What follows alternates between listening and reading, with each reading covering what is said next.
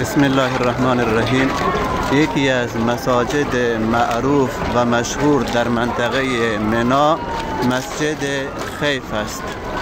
در مورد فضیلت این مسجد ذکر شده است.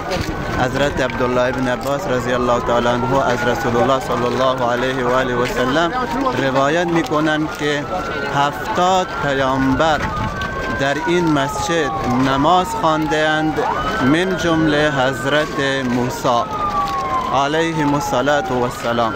و همچنین در روایت حضرت عبدالله ابن عمر رضی الله تعالی عنه آمده است که 70 پیامبر صلی الله علیه و آله و سلم مدفنشان، محل دفنشان در همین مسجد است.